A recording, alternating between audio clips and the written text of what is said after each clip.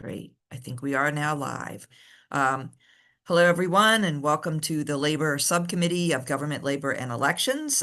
We are in pre-crossover week, so things are a little hectic. I want to thank everyone for being here and for bearing with us as we try to adjust the times as necessary. As always,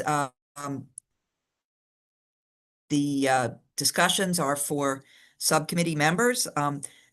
Bill sponsors and advocates are welcome to be here. And if any members of the subcommittee would like to call on anyone for questions, please do so.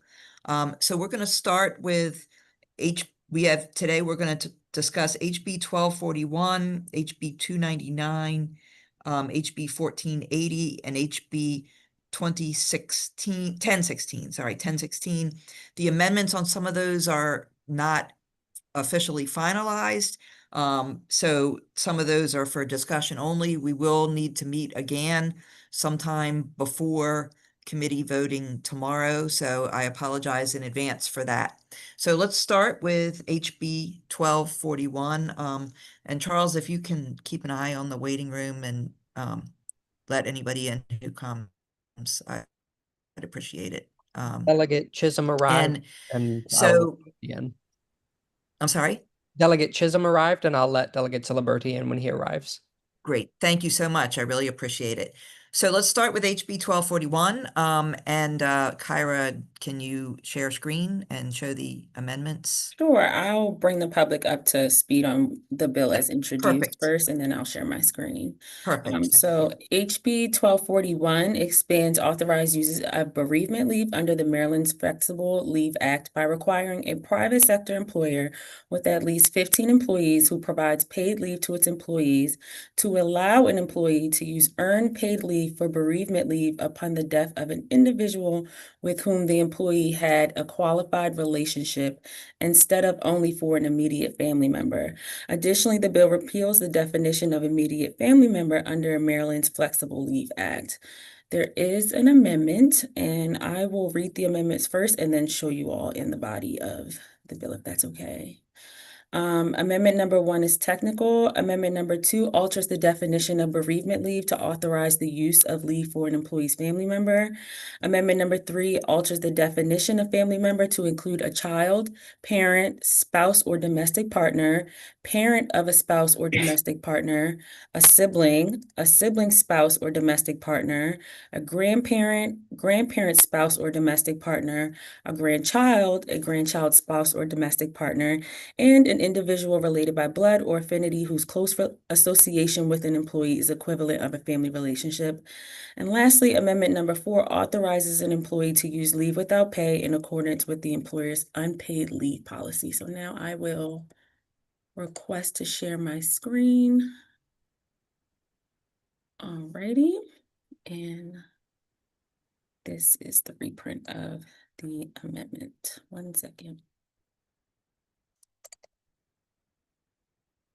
There we are, and I will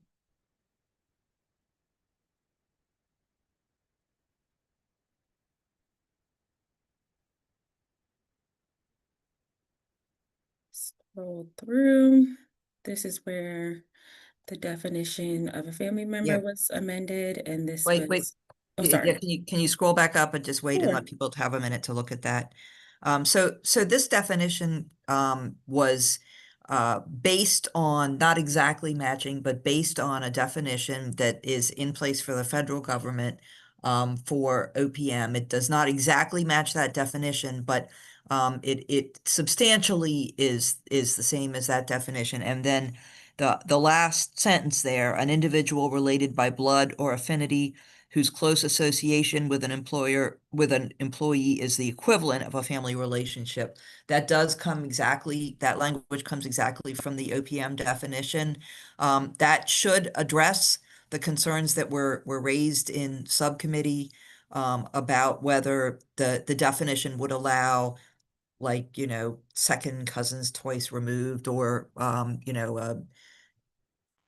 distant relative of some sort, that this is really intended for a close relative, either by blood or affinity, that the employee would have need of bereavement for.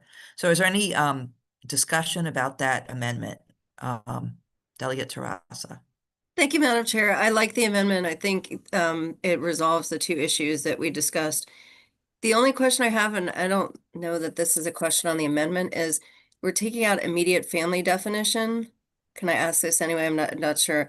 I just want to make sure that immediate family isn't used somewhere else, that taking that definition out will impact, if that makes sense. Did I say that? Do I need to restate that?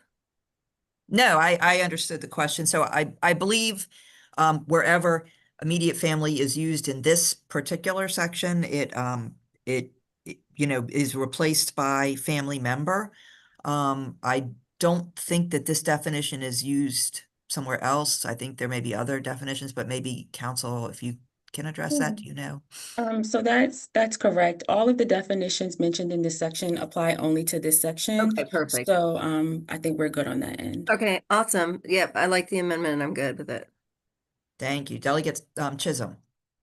Do we know if after this bill was amended, the Howard County Chamber of Commerce or the Maryland Chamber of Commerce come back in favorable after the amendment? Because I was in there and I know that they both were unfavorable because they were worried about the broad definition. Obviously, with the amendment, we're trying to tailor that definition.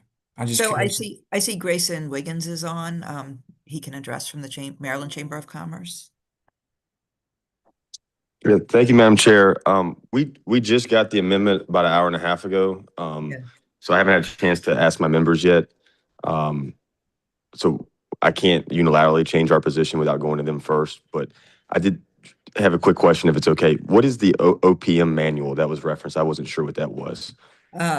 So I can send that to you.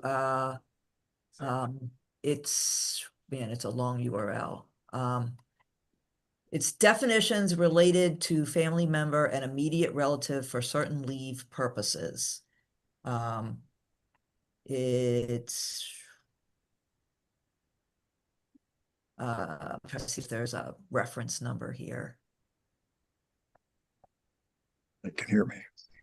It says these new and revised definitions, which were from 2010, modify the regulations at 5 CFR Part 630, subparts B, H, I, J, and K. Okay, so it's a federal manual.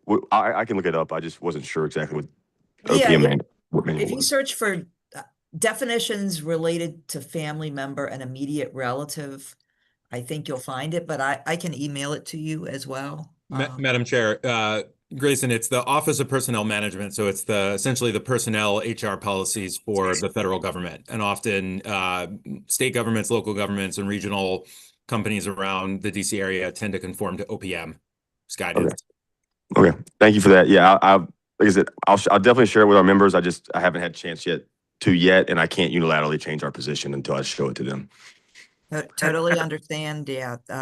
We are, totally understand. I apologize for the short notice on this. As I said, we're in crossover week and trying to get things worked out as quickly as possible. And so, we're sending things out when we get them and when we're able to. Any other discussion on this amendment? All right. Does anyone want to move the amendment? So moved. Second. All right. Any further discussion? The amendment has been moved and seconded. Any further discussion on the amendment? All right. All in favor of the amendment, say aye or raise your hand. Aye. Aye. Any opposed? All right. Amendment passes. I did not see anyone opposed, so if I missed you, I apologize. Does anyone want to move the bill? I move the bill. Does anyone second it? Amended.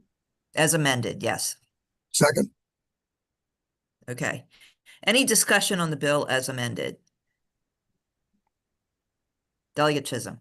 I'm just gonna vote against it until we get something back from the chamber. Just putting that out there. Fair point. Thank you. Thank you for explaining. Any other discussion? All right. I totally understand about wanting to hear back from the chamber. We are just really out of time. And so there does seem to be an interest in the subcommittee in at least moving this forward to the next step.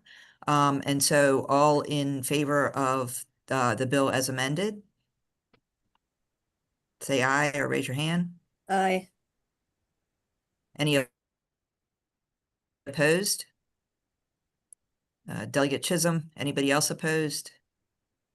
Delegate Solidarity? Oh, No. so you're not opposed? No, I'm not. I'm in favor. You're in favor. Got it. Okay. All right. The bill passes. All right. So what was the next one, Kyra?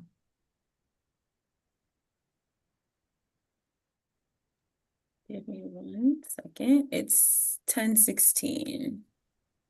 1016. So we have amendments. So HB 1016, do you want to give the overview of that? Sure. HB 1016 was discussed at the last subcommittee meeting. The bill establishes that a non-compete or conflict of interest provision in an employment contract is null and void if it involves an employee of an employer that employs more than 30 employees and subsequently relocates, reorganizes, or otherwise ceases to have the majority of its employees or its principal place of business in the state. The bill applies only to employment contracts executed after the bill's effective date.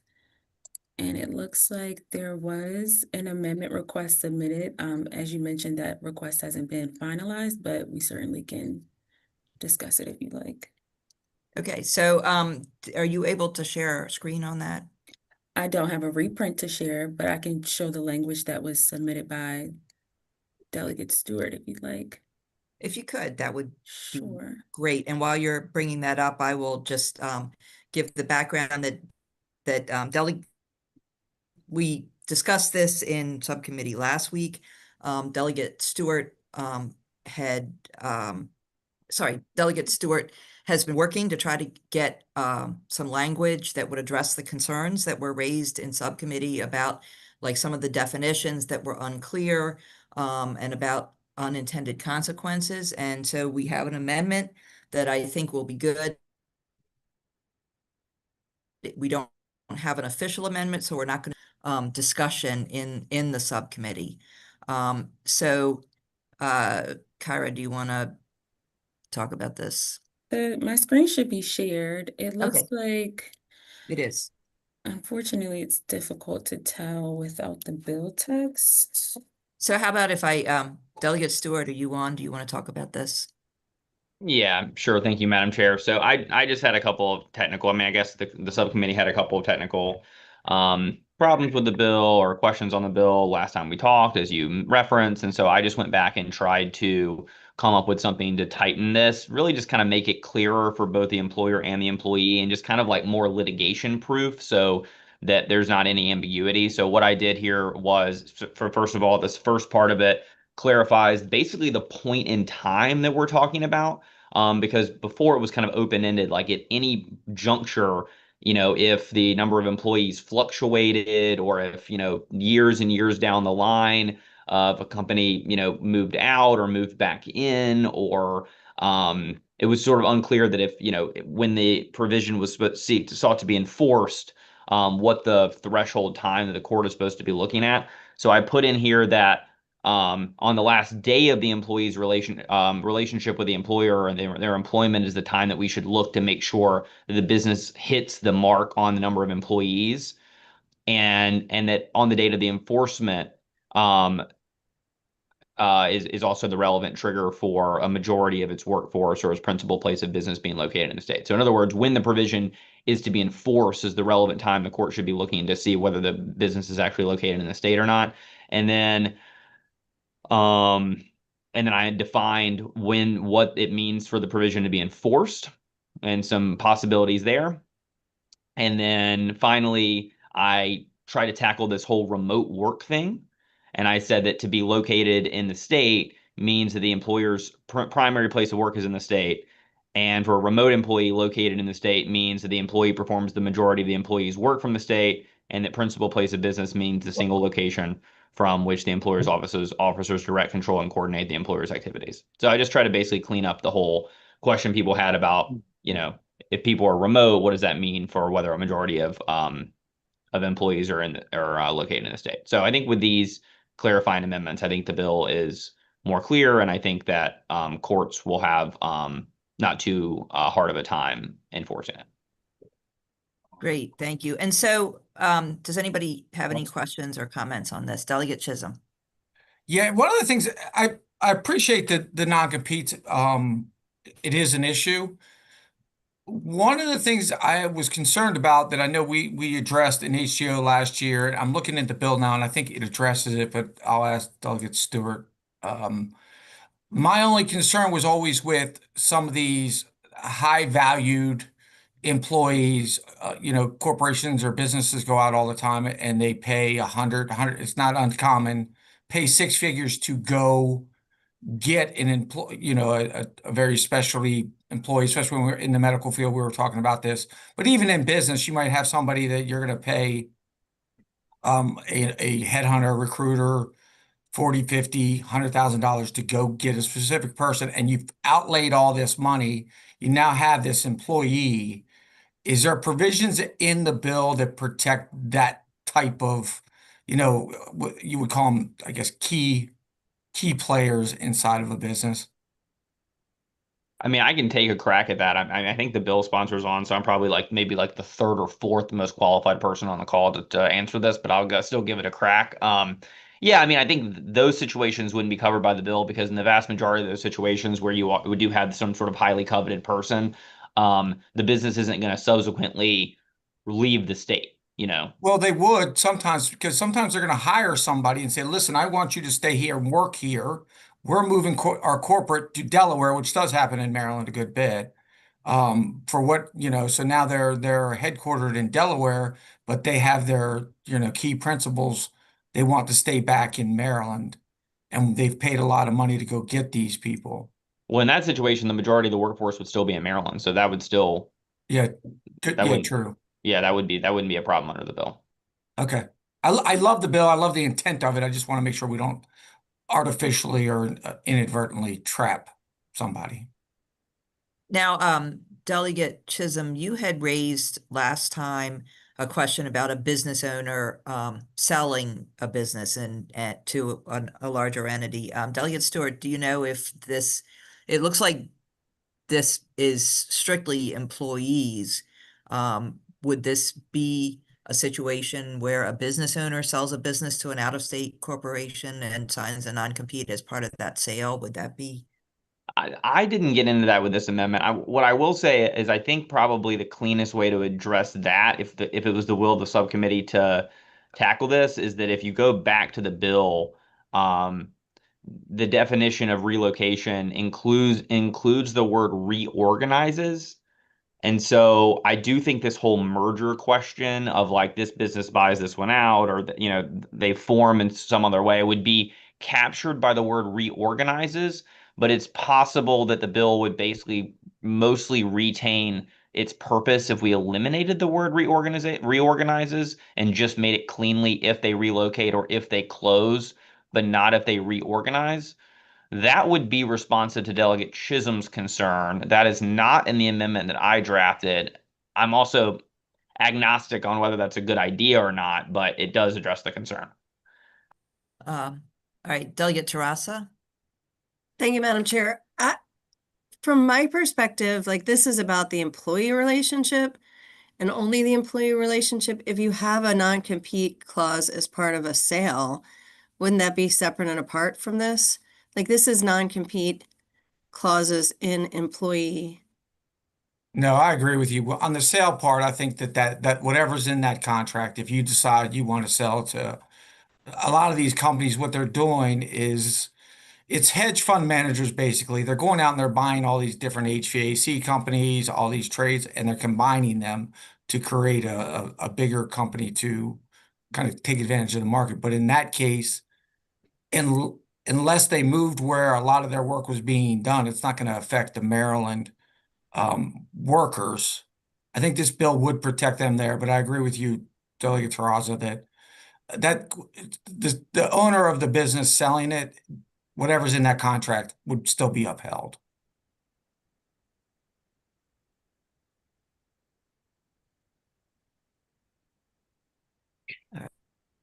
I'm a little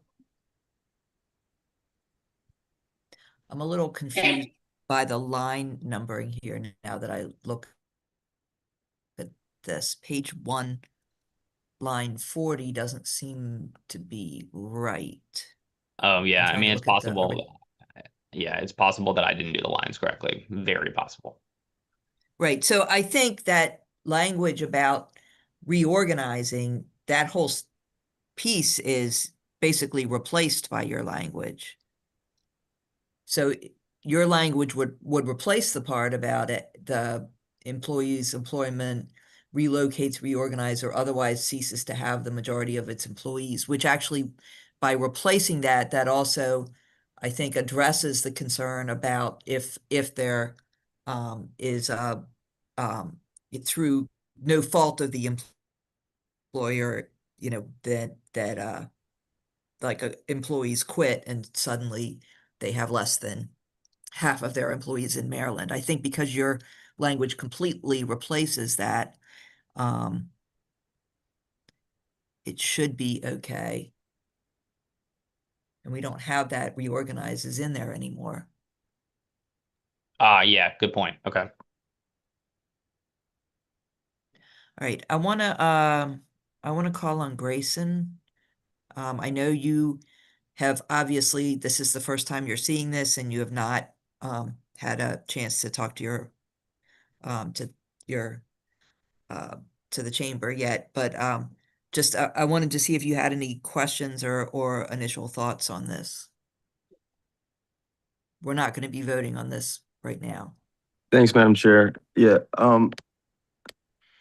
still trying to read through it myself. I do wonder, there was a question the last meeting about, that someone asked, I think it was maybe Delegate Schindler, about a company who's not based in Maryland currently that has employees here or wants to move to Maryland, and whether the bill would unintentionally void those non-competes. And as I'm reading the amended language, I think that issue becomes more prevalent given the amendment language, because it's referencing on the last day of the employee's employment, and on the date of the enforcement sought, the business does not have the majority of its employees or principal place of business located in the state. But I don't have an interlineated version of this, so I'm trying to, Yeah. so I could be reading it incorrectly, but that's something that jumped out to me immediately. Okay. So I, after we get off of here, I'll make sure you at least get this. We don't have an interlineated version yet because there's no official amendment. But I think provision sought does not. Delegate Stewart, did you have thoughts on that? Or wait a minute, I see Delegate Terrazza has a hand up. Thank you, Madam Chair. I actually don't think I have anything to add to that. I'm just not sure I understand what the issue is that's being raised. But I don't know if Delegate Stewart has both an explanation and an answer to that. I don't understand what the issue, like, I'm not sure I understand what Mr. Wiggins is talking about. I may just have missed it. I can try and re-describe it, Madam Chair, if that's okay. Yeah, please do. Please Yeah, I do. think the question that was raised last meeting, and I think the hypothetical here, if you will, is a business that's currently located in Pennsylvania and they have 50 employees and they, for whatever reason, use non-compete or conflict of interest clauses. If they choose to expand their operation into Maryland and they have 5 employees now in Maryland, but the majority of their employees are still in Pennsylvania because that's where they originated, would this bill prohibit them from using non-competes for the 5 employees? And the answer was probably not at the last meeting, but based on the amended language related to, it seems to be go ahead. Sorry, if Delia Stewart wants to respond to that. Yeah, sure. Thank you, Madam Chair. Yeah, I think you're still good, Grayson, on with the amended version, because it basically just says that on on the last day it's sought, it doesn't have a majority of its employees or its principal place of business. In the scenario you're raising, it sounds like both the majority of the employees would be in Maryland, would be in Pennsylvania, and the principal place of business for the company would be in Maryland. So I think that whether we're talking about the last day of the employee's employment or on the day that the enforcement is sought, in neither scenario, nor probably, I guess, at any point in time, would the Pennsylvania business have a majority of its employees in Maryland. Okay, so the only way that they would potentially void their non-competes is if at any time they eventually move the majority of their employees to Maryland and then subsequently Moved did to not have a majority in Maryland. Well, not at any point in time, just on those two relevant days. That's kind of this is somewhat responsive to the point that Delegate Schindler raised, which is that rather than just having a floating period where if at any juncture, like let's say, on a random Tuesday in September, they temporarily move a bunch of employees over the Maryland line because they have some sort of, big project that they need all hands on deck, and all of a sudden they've moved everyone, they've hired new Maryland people. It's like a Maryland surge. And for a few months, they have a majority of their workforce in Maryland. Well, that actually doesn't just magically void their non-competes under the amendment, because we're just looking at the point in time that's relevant here, which is either the last day of the employment or the time it's enforced. So it actually helps you on that point, because instead of just kind of some floating thing where if at any point in the past they went over that trigger line, then all the non-competes are voided, instead we're actually just looking at just specifically at the relevant two time periods. So as I understand this, on the last day of the employee's employment, so first of all, it's companies with more than 30 employees, which is to, not put a burden on small businesses. But then if the employee leaves or is terminated, as long as they have more than half of their employees located in the state, and we do have located in the state now defined, where there was questions about the definition for that. So if they are an out-of-state company or they don't have a majority of their employees in Maryland when the employee leaves, then this would not apply at all, even if they later come to Maryland and then leave. And then on the date the enforcement of the provision is sought, that would be the date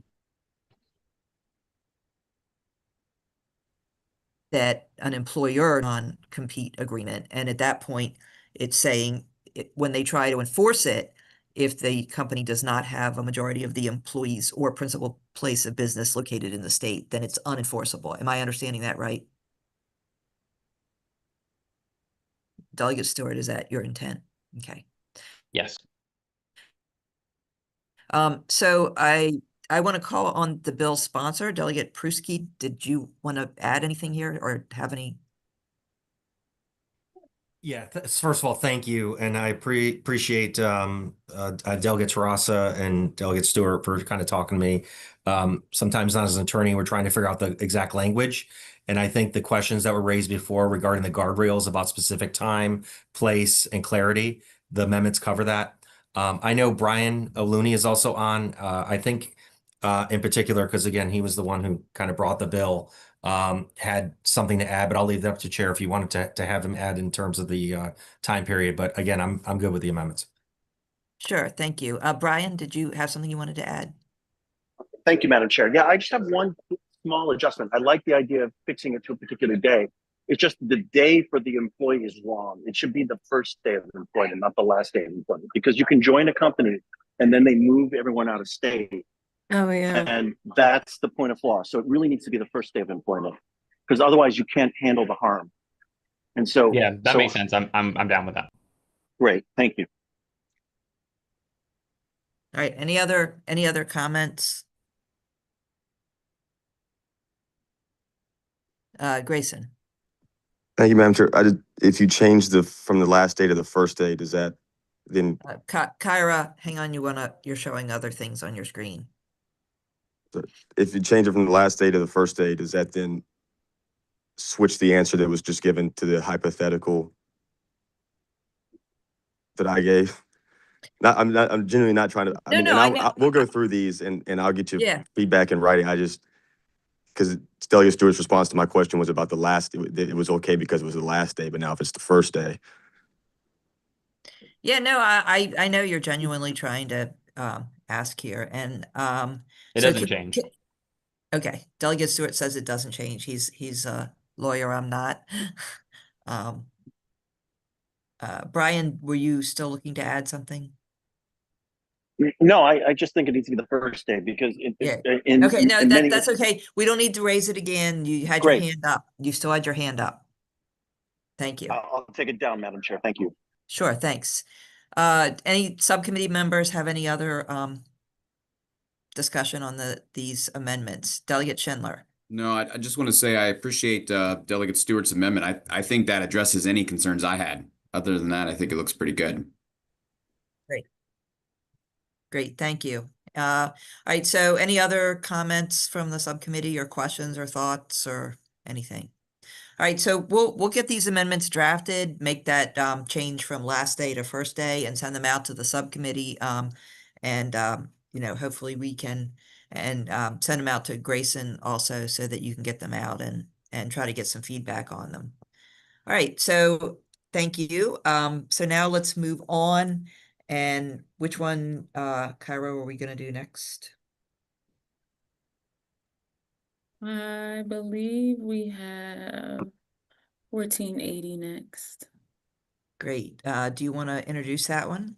Sure, give me 1 second.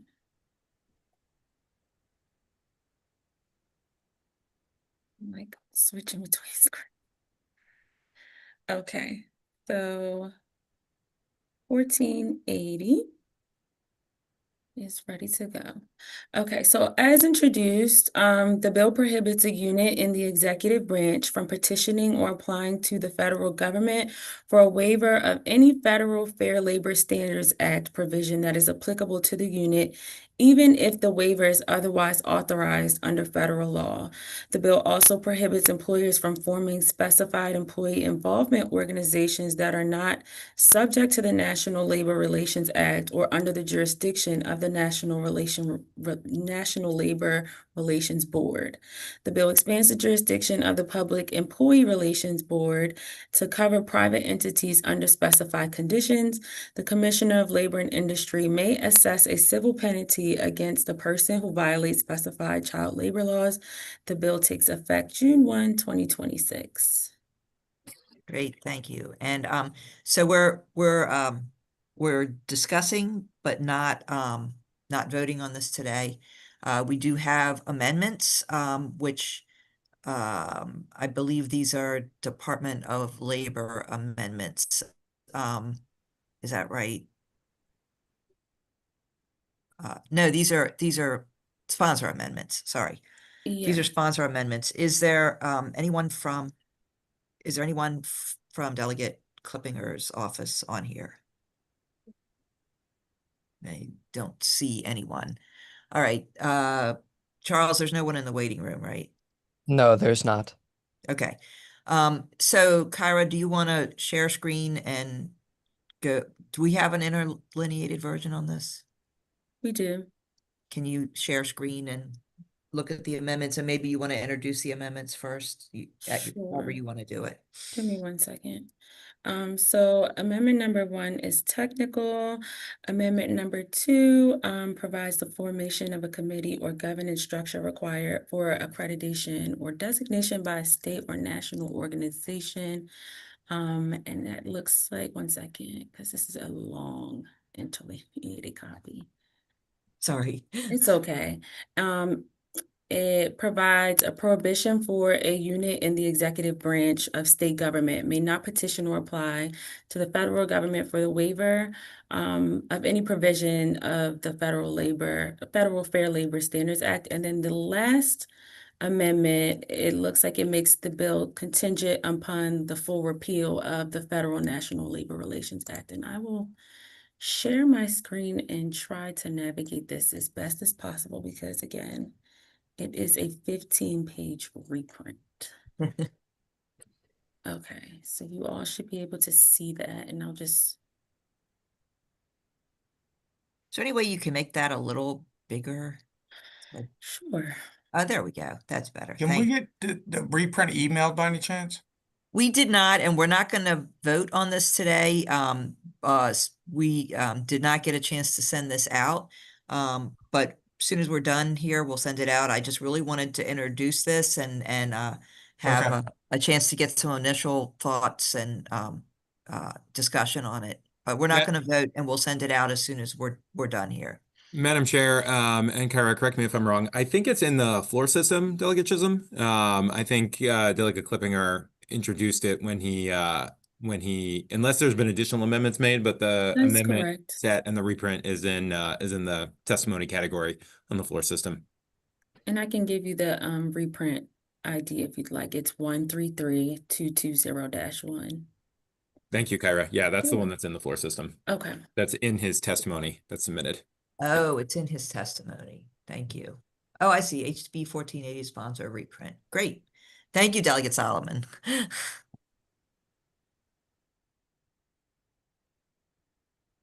It's still 15 pages, but at least it's there. Yeah. It looks Yes, I like got it Delegate now. Stewart has his hand raised, Madam Chair. Delegate Stewart. Thank you, Madam Chair. I just wanted to note for the committee that I do have an amendment to this just to add Delegate Ciliberti as a co-sponsor. So I'll get that. Was not aware. Second, move favorable.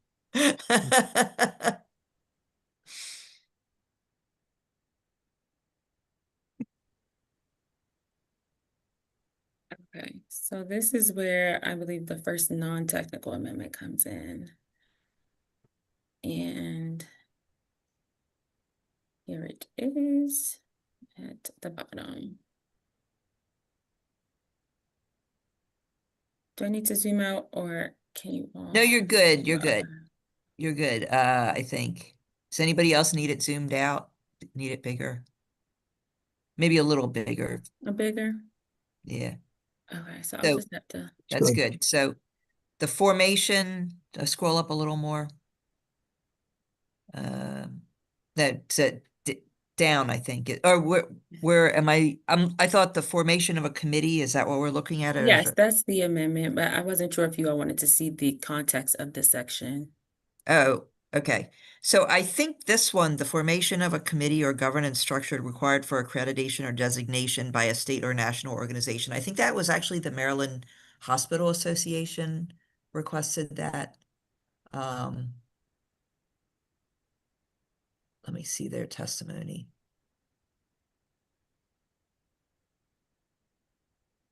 Yeah, that was actually requested by the Maryland Hospital Association, I believe.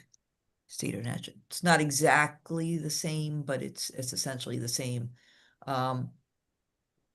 Right, so they said the hospital field proposes the following clarifying amendment to permit the formation of committees and governance structures that align with the requirements necessary to obtain designations or satisfy accreditation requirements. And there's a little more explanation in their testimony if you want to look at that. And then they have an amendment that's substantially the same as this. The wording is just slightly different. They say state or national body. All right, any questions or comments on that particular amendment? All right, let's go ahead and scroll down. Mhm.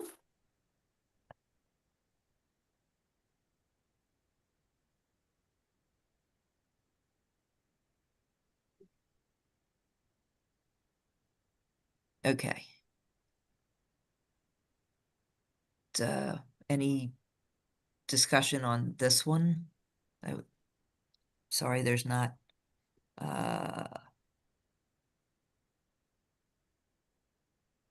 Is there anyone from? I don't see anyone from. I believe AFSCME or Maryland DC AFL-CIO or no. Okay. Okay. Any other discussion on this, or should we scroll up? All right, let's go ahead and scroll to the next All right. one. And then this is where section 2 of the bill applies, that's the provision that makes this portion contingent. So this is the portion that would be contingent upon the repeal, the full repeal of the National Labor Relations Act. And I don't believe there are any amendments to this portion other than labeling section 2 of the bill.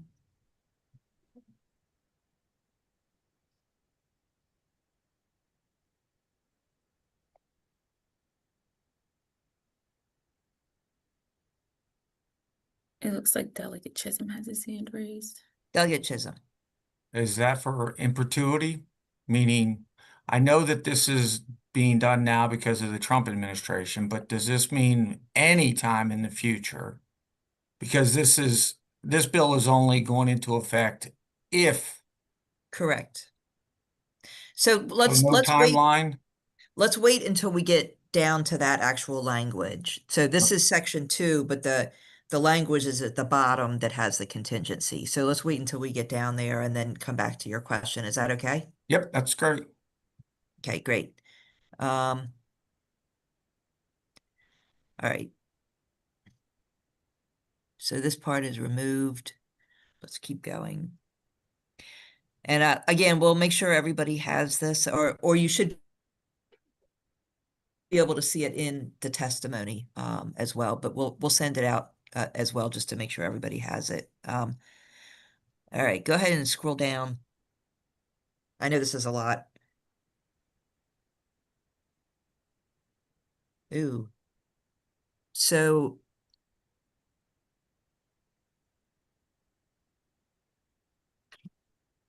Charles, are we hang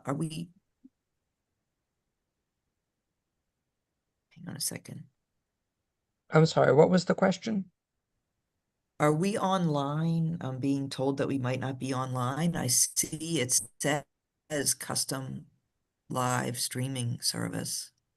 We should still be live. I will double check on the page.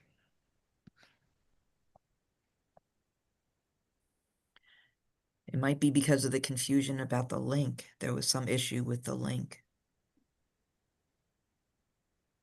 And this is the contingency language, Madam Chair. Okay, can you hold off a minute and let's Sure. wait if we're We are live, Madam Chair. We are live. Okay, great. Thank you. Okay, so go ahead, Kyra. Do you want to talk about this at all? Sure. So I think to Delegate Chisholm's question, if I'm understanding correctly, was whether this would just be in perpetuity. It doesn't look like the amendment speaks to a date that this will just kind of all be abrogated. And so without that amendment, the bill is unclear on when how long this will linger for. Okay, so basically what this does is it puts the Department of Labor, as I understand it, in charge of determining the contingency of whether the National Labor Relations Act is no longer in effect. And Andrew is on. Do you want to address that at all? Do you have any comments? Yeah, I think that just, Madam Chair, the way I understood it is we would just be we've had a similar contingency provision on like it's dependent on federal action. So from the department's perspective, we would just monitor a change at the federal level. When that took place, we would notify DLS. We've had this once before, I believe, in our unemployment insurance area where there was contingency language passed here in the state that would change state law contingent on a federal change, and then it abrogated after a certain number of years. So each year on like a cadence, we would communicate with DLS that there had been no change in effect, and it was usually in the interim before going into session. So I think we were looking at it as the same way. In the interim, we would check for any changes at the federal level, communicate that with DLS, and they would produce a report for the General Assembly. Okay, great. Thank you. And do you know the answer to Delegate Chisholm's question? Is there any, like, if Sunset. is there a way to back out of this if the federal government reconstitutes the NLRB? Do you know anything about that? I would have to circle back on that. I don't have that answer out. No worries. We're not going to vote on this today, so that's a good question to try to find out the answer to. All right, any other discussion on this?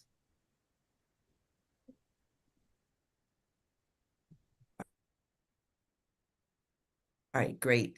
So let's go on then to the last bill, HB 299. Kyra, do you want to? I hadn't realized I was still muted. 1 second. Sorry. It's okay. I thought you all heard me today. I am coming. Alrighty.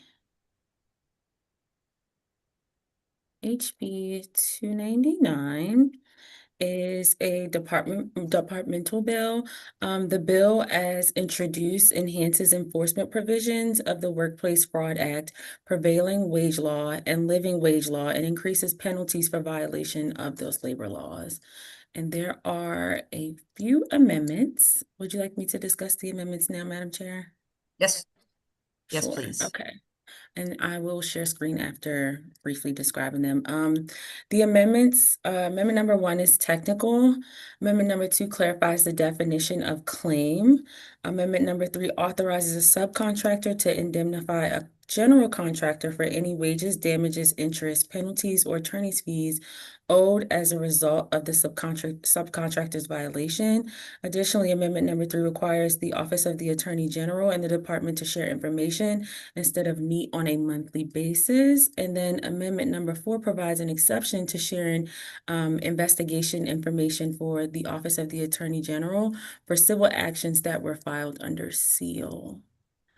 And I believe those are the amendments, and I will share my screen. 1 second. Thank you. Mhm. Madam Chair, we don't have the reprint of that, right? No, and Okay. again, we're not voting on this, Yep, but all good. Just I make will it send clear. this out. I apologize. I was expecting that this would be later in the afternoon, and then everything got shifted around at the last minute, so we weren't able to get this out before All the good. meeting. This one is another heavy lift of a reprint, so I will zoom in to make it more legible. Thank you. Of course, and I will scroll down. Here is where the alteration to the definition of claim is made to make an exception for a claim in 8-102 or 109 of this subtitle. And then this is 8102. It's spaced out because it is a reprint, so my apologies. No worries. It happens.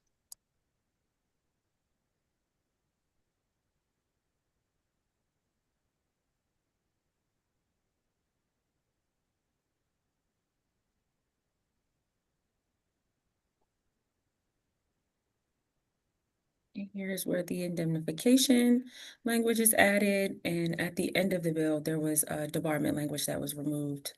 And this was instead added. And I'll get to that when we get to the bottom.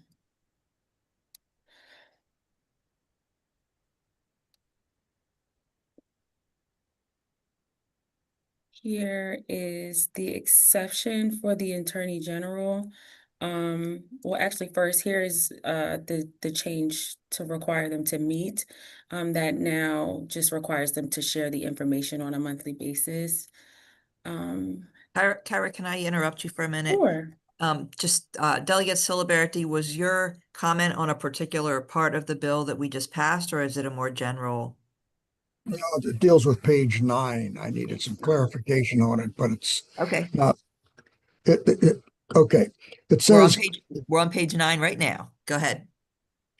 okay, the governor must include at least 385,000 in the budget each year for a prevailing wage unit within the Maryland Department of Labor. Does it do damage if we just say the governor may include? I just don't want to tie the governor's hands for 385,000, although that's a drop in the bucket.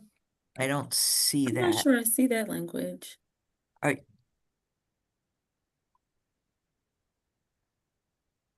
Is that HB 299? This is, yes, House Bill 299. Well, will withdraw the question, so we can move on. We'll Yeah, get to it later. I'm not seeing that, but we'll take a look and try to get an answer to that afterwards. All All right. right, Kyra, do you want to go ahead on? Sure.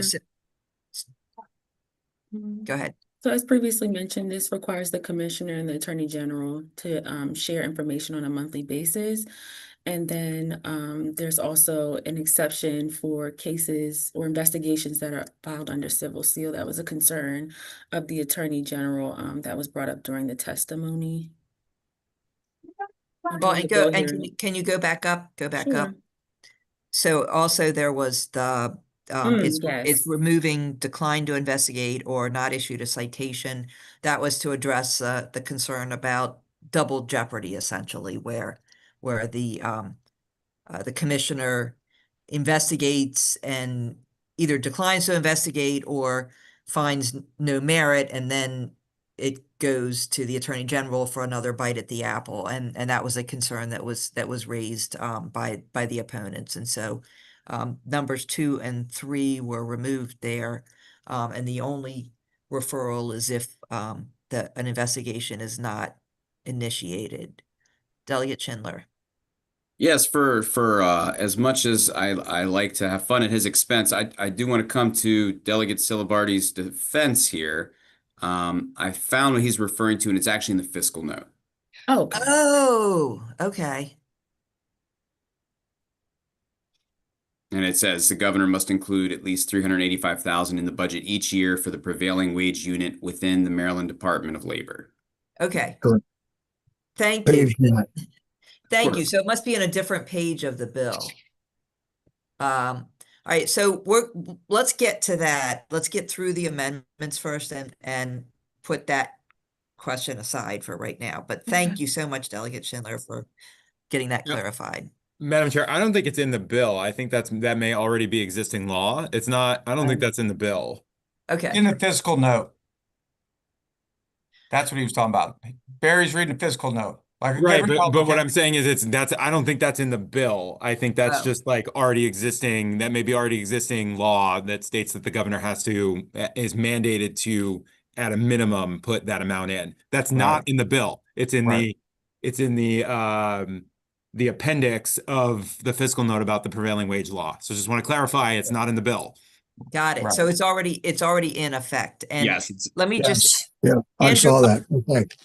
Andrew, I'm gonna call on you when we're done going through this, but can you just quickly address that question?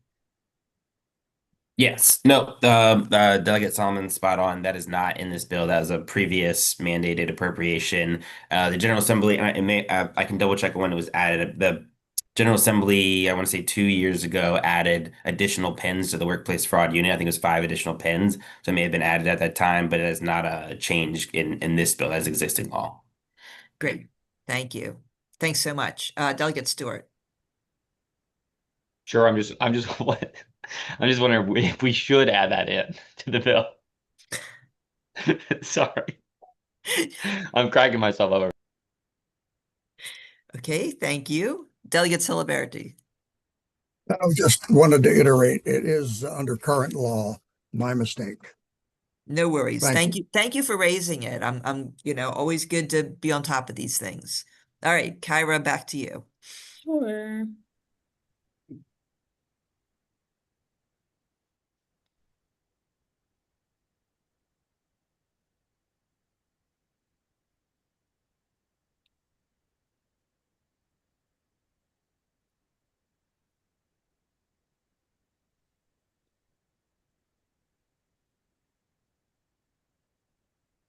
And then this is the debarment language that was removed from the bill. As previously mentioned, an indemnification provision was added Okay. instead.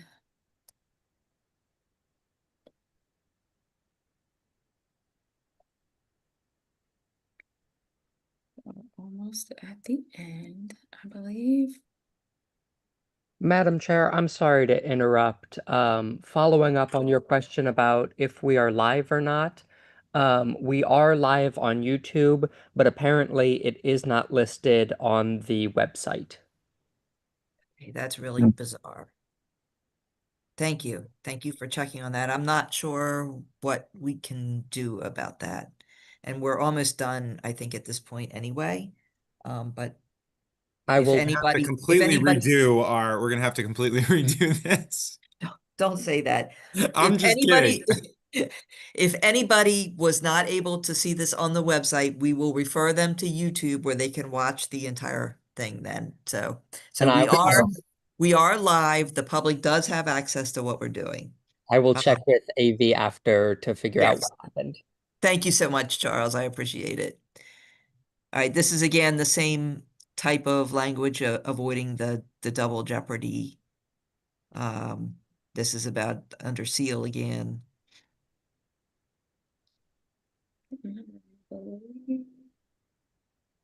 Long bit. At the end. All right. The long road. Thank you so much. So what I want to do, so first of all, I will say that the language has been, the amendments have been under extensive negotiations, and I want to thank Department of Labor and Sean Malone and ABC and everybody who was involved. I think Grayson, I think you were involved in that as well. I want to thank everybody who was involved in those negotiations. I know that Sean, put your hand down. I'm going to get to you. Um, I know that not that nobody got exactly what they wanted here. And I'm going to give everybody a chance to talk. I'm going to go first to Andrew from Department of Labor, and then I'm going to go to Sean and Grayson. I want to hear your perspective, and I want to make sure that the subcommittee hears your perspective so we can fairly consider things. But I also want to say this is not an opportunity to litigate those negotiations. We're not going to have an extensive discussion. We just want to hear everybody's perspective on the amendments and on where we are going with this bill so that the subcommittee has the full picture. And so Andrew, let me go to you first. Thank you, Madam Chair. Yeah, so on the amendments, and I guess it's on the overall piece, the bill represents, the work of the Joint Enforcement Task Force, as you heard at the hearing. For the last 3 years, this administration revived that task force with a focus on ensuring that the Workplace Fraud Act, which was created in 2009, was being enforced. And there was concerns about the level of enforcement over the previous years. So that task force has done a lot of work. And I mentioned, Delegate Celebrity mentioned the funding. There's been some additional funding put in, some additional pins. But what the task force has really found is that there is a problem. This bill is seeking to solve a problem. There's a problem where it's seeing enhanced and increased workplace misclassification in the state of Maryland, which has, downstream impacts. Obviously, the workers being impacted, competition between employers has impacts, but also the state sees real impacts to different, parts of the state, whether it's the UI trust fund, whether it's the comptroller collecting, payroll taxes. I mean, there are a number of areas, and our report outlines this. So this bill is trying to solve for that problem of we're seeing an increase year over year with worker misclassification happening. And so the department, along with the members of the task force, looked at what are the tools in the toolbox, what's working, what's not. And absent, an increase to investigators and enforcement that way, what other tools can we use to sort of compel compliance or add measures of deterrence? So that's what these represent. We really appreciate the work of the committee and the conversations we've had with stakeholders. The amendments, take out some of those tools, and we understand, that there could be future discussion. The task force is going to continue its work. So, the loss of debarment, why we view it as a valuable deterrence and something that the state may want to consider in the future. We understand that, there is not one silver bullet to addressing worker misclassification. This bill sought to add some measures there. So we're appreciative of the work, and, thank you for the opportunity to speak on that, and happy to sort of answer any other questions the subcommittee might have. Great. Thank you so much. Delegate Chisholm, I have a question on what we just have heard a from question right now? Do you want to hear from, I'm sorry. Go ahead, Delegate Chisholm, you go ahead. Yeah, because I've heard this misclassification and we have an issue, but I guess my big question is, is it a problem for the workers, the 1099 workers, or is it a problem for the state? Because I can tell you that I've heard firsthand from a lot of businesses, there's businesses that thrive with 1099 employees, and their employees are very happy being 1099 employees. And now we've started this witch hunt. I'm using terms from other small businesses to go after businesses who have employees that are very happy being 1099. You say there's an issue. I don't look, people pay cash is one thing. The state is upset because we have unemployment insurance issues. So it's my belief that the state now has this focus on, well, we're going to force everybody into being W-2s, even against the 1099 workers. So when you say issues, can you tell me that there's issues that I am not understanding that actually would protect the employees? Or are we just taking that ability Andrew, and the freedom for them to choose to be 1099 because look, there's a lot of people out there that love to be independent contractors now because they have this set of tools, talents, and skills that they can apply to the marketplace throughout several different businesses, and 1099 actually suits them better. Yeah, this, to be very clear, this bill does not touch in any way, shape, or form the underlying Workplace Fraud Act law. This does not touch those existing obligations under the law, does not touch the policy that was passed in 2009, I think changed in 2012. This is just enforcement tools that the department would be able to use to enforce the underlying obligations that the General Assembly passed. So we are not in any way changing any of those existing laws or structures there. What do you mean by misclassified? Well, it depends on the Workplace Fraud Act talks about, enumerates sort of those sections, but it really depends on the situation and the work being performed. There's tests that can be used to. Well, you're telling me we have issues. I'm asking you, what are the issues? When you say misclassified, I want to understand what the misclassified employees or businesses are misclassifying their employees. What does that mean? so Andrew, when you during the task force were you the potential employees actually, I don't know what the right word is, did they actually talk to some of them and Yeah. I mean, our department is just one piece of the task force, but our labor and industry team, our unemployment insurance team, we discover misclassification through various means. So on the unemployment side, as an example, we do audits of employers and identify and misclassification in that sense. Our task force report shows that, just last year that our UI audits team found over $52 million in unreported taxable wages. That's not $52 million that didn't go into the fund. It's wages that weren't reported, that should have been, and that so that shows a direct impact. But also on job sites, Delegate Chisholm, our labor and industry team, either whether it's through complaints or prevailing wage or different mechanisms, we have enforcement of different laws. So there are various ways in which we can get a complaint or something and enforce the underlying law. We might be there for prevailing wage enforcement through payroll checks. It might be through our UI and audit section, but there are different ways in which we kind of come into the Workplace Fraud Act and enforce it. When I term, so go sorry. ahead. Sorry. So when you say lost wages, that's not just money lost to the state, that's money that the employee should have earned if they were properly classified. Is that correct? That's correct. I mean, that's depending on. No. You just said that was unemployment insurance money of 52 million. That's not employee money. That's state not money what he because said. you think that they should have been W-2'd, not 1099. The underlying law determines their classification. When we do an investigation, it looks at all of those pieces. So were they paid the correct wages based on the classification? Did the employer pay the UI, workers' comp, and all the other requirements under that? So we look at all of that. It's not just a piecemeal approach. It looks at each of those pieces and obligations. So hold on a second. So Andrew, I want to go back. You said, I think it was 52 million in lost wages. I can't remember the exact number you said in answer to his question, that the task force found some amount in lost wages.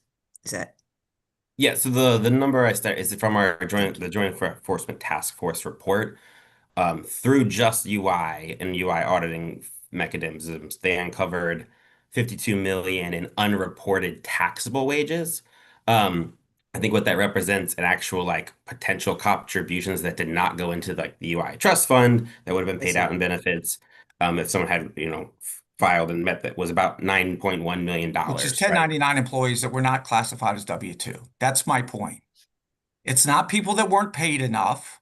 It's not people that are being undercut. We're talking about 1099 employees that probably chose to be 1099 employees. What the state of Maryland says, no, they should be W-2'd. So therefore, because they're not W-2'd, they didn't collect the unemployment insurance. Again, that is So that is the underlying Workplace go Fraud ahead, Act. Andrew. I think that's a different, we're not again changing or seeking to make changes to that. That was the act passed in 2009 and amended in 2012. This bill is not seeking to change sort of those underlying, provisions. Okay, I'll leave it there. Thank you. Thank you. Andrew, is there anything else you wanted to talk about? No, happy to answer any additional questions. Thank you. And so I want to go to Sean Malone now. If you want to. Hi, thank you, Madam Chair. The if we could take a look at the First Amendment on, I think it's page 5 that gives indemnification. I think classifying this as a negotiation between the parties would be a little generous. We did go over our amendments. I've never seen any amendments from the other side, from the Department of Labor, but this one is of interest to us. I'm not quite sure what it does. Sure. Thank you. And I did see your amendments and those Okay. were sent to me. Thank you. Yeah, we got them in a couple weeks ago, and we shared them with the Department of Labor as well.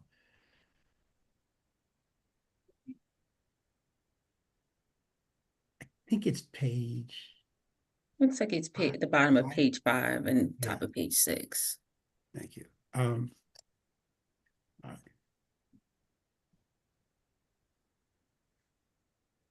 So it's Not sure if that's too small. It won't allow me to put both. I think that should be That's good okay? right there. Okay. Yep. yeah. So subcontract shall identify general cost for any wages there. Fees owed as a result of contract.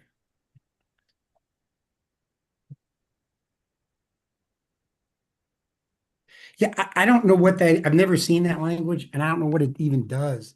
I mean, certainly within the tricky part is this: if we're holding a general contractor jointly and severally liable, whether they have a direct contractual relationship or not, the only way the general would pay is if the sub was unable to pay. So the indemnification clause is a nothing. It's you're giving snow in the wintertime. Like it doesn't address at all the concern we had. We did offer an amendment, Madam Chair, that would hold the general or hold the contractor jointly and severally liable if they didn't comply with the um,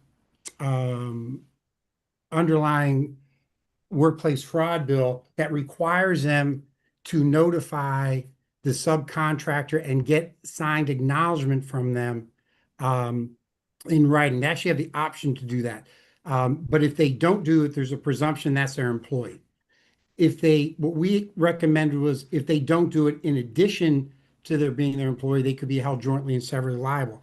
This language here, I'm not sure what it does. We could put in a contract we're indemnified for these things. We already have that right.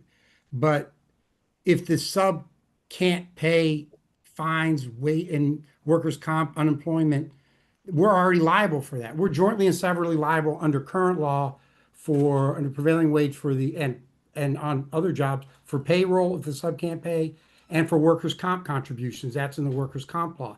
So this is just holding us jointly and severally liable for the fines. And then it's saying that we can be indemnified unless I guess we waive it. But that doesn't address, we didn't ask for that. We've never discussed that. I don't know what that is. I'm not, Yeah, and I mean that's a concern for us. And I think the language that we forwarded, and I can get it to the committee to take a look at, I think is a more reasonable compromise, which is for the general who abides by and advises a sub of their obligations, if they do so, there's already a safe harbor in the workplace fraud bill for them. If they do those things, they are not deemed to be the employer of the employee, therefore they're not held accountable. This language undermines that original intent of the bill, which was to get generals to educate their subs on their obligations and get it in writing so that a knowing violation could be proven. This just means even if you do that, you're still liable. And if you pay, you might be able to collect it through indemnification, but you can't get money from an entity that isn't able to pay those things. And I guess that's what our concern is. There seems to be a misunderstanding of what we're already required to do. We have to pay payroll. We have to pay workers' comp insurance if the sub doesn't do it. So there already is a financial incentive for us to have compliance on the job site. This is just saying 3 tiers down, someone's violated, and if they can't pay the fine, the general has to pay it, and they're also cited for a violation of which they didn't commit, even if they've complied with the Workplace Fraud Act. So this, I appreciate a couple of the other kind of changes that were made, but this is a concern. I would like the committee to give that further consideration, and maybe if this comes from the Department of Labor, Andrew and I can have a conversation. He explained to me what this does, but I'm not quite sure what it does do. I think the other issue that I tend to agree with what Andrew says, that they did not change the underlying violation of workplace fraud, but they do make a change by allowing the Attorney General to go directly to a civil suit. Under the current law, what's been always a priority to Delegate Chisholm's concern is that the employee gets paid, and it encourages settlement. So if you resolve things with the Department of Labor, there is no civil action against the sub because people have been made whole and situations resolved. This doesn't give the general contractor the ability to resolve with the agency if the Attorney General instead decides just to go to a civil suit. And that is a significant change. And it's contrary to the statutory scheme that we have in prevailing wage and in workplace fraud, which has prevented real litigation of these matters. Often contractors will just resolve this because it's not worth exposing themselves to the other penalties in law or having to engage in litigation. So those are a couple of the changes that we sought, and we're not trying to stop the bill, but I'm not sure that what's been provided here on page 6 and what's not taken out. The last section clearly changes the law. This section, I'm not sure really what it does, and why we're holding generals jointly and severally liable and cited, subject to citation for something that they had nothing to do with, and they advised the subcontractors to not do. I can't get the public policy behind that. All right, thank you. Thank you. Thank you. Yeah, no, thank you. And I think don't want to take up too much time here, but it would be great if you and Andrew talk about this offline. And Kyra, did you have anything to add on that? I don't have anything to add. I think what he mentioned speaks to the policy, and I'm unable to speak to that. Understand. Did anyone on the subcommittee have anything on what was just discussed or on the amendments or?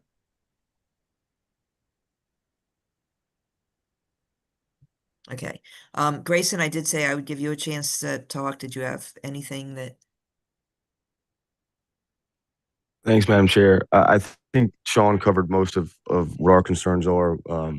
We did meet with the Department of Labor, I believe last Friday, but I think that was on a different set of amendments than what is in the document now. And so we continue to have concerns, as Sean mentioned, about the joint and several liability and the unintended, probably negative consequences that exposes a general contractor to when they're liable for the actions of a subcontractor on the job site. And, I would just note too that we did pass a bill 2 years ago raising the fines under this statute with the expressed intent of that bill being to resolve this issue. And so now we're back here. That bill has only been in effect for about 16 months. And so given that, we're somewhat confused as to why we're already back here trying to make additional changes when that provision was just enacted very recently. But I'll leave it there. Thank you, Madam Chair. Thank you. My understanding is that it's a result of the task force and the things that they found. But yeah, thanks. And any other subcommittee members want to add anything before we end for the day? All right. So again, pay attention to your email. We're certainly going to have to meet at least one more time. And that will be coming out. I will try to give more notice than last time, but I can't promise because we're in this crazy time right now. For anyone who is on government operations, you have about 10 minutes, and then at 3 o'clock we have full committee voting. So is there a motion to adjourn? So moved. Second. All right, we are adjourned. Thank you.